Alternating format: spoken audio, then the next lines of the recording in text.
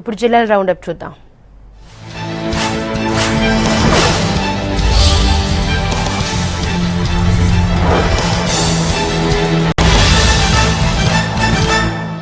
పెద్దపల్లి జిల్లా గోదావరి ఖనిలో తెల్లవారుజామున పోలీసులు కార్డన్ సెర్చ్ నిర్వహించారు. ఇందిరానగర్, రాజీవ్ నగర్, సంజీవ్ గాంధీ నగర్ లోని ఇళ్లు, దుకాణాల్లో సోదాలు చేశారు. అనుమానితులను విచారించారు. డాక్యుమెంట్లు లేని 30 బైకులు, కారు, ఆటోను సీజ్ చేశారు. అక్రమంగా నిల్వ ఉంచిన బొగ్గు, 60 లీటర్ల కిరోసిన్, గుట్కా ప్యాకెట్లను స్వాధీనం చేసుకున్నారు. ఈ కార్డన్ సెర్చ్ లో 100 మందికి పైగా పోలీసులు పాల్గొన్నారు.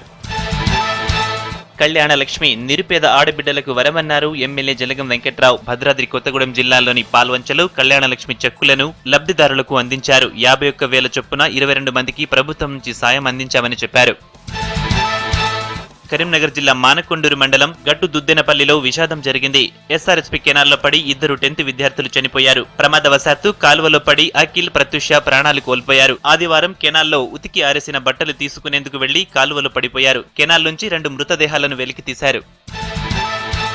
సంగారెడ్డి జిల్లా జహీరాబాద్ లోని గోల్డ్ షాపులో చోరీ జరిగింది. షాపు తలుపులు పగలగొట్టి 2.5 లక్షల విలువైన వెండిని ఎత్తుకెళ్లారు. కేసు నమోదు చేసిన పోలీసులు దొంగల ఆచూకీ కోసం గాలిస్తున్నారు. మహబూబాబాద్ జిల్లాలో ప్లాస్టిక్ కవర్స్, ఫ్లెక్సీలను నిషేధించారు. నిబంధనలకు విరుద్ధంగా షాపుల్లో ప్లాస్టిక్ కవర్లు వినియోగించిన వ్యాపారులకు జరిమానా విధించారు. కిరాణా షాపు, హోటల్స్, ఫంక్షన్ హాల్స్ ను పరిశీలించి ఫ్లెక్సీలు, ప్లాస్టిక్ కవర్లను ఉపయోగించవద్దని సూచించారు.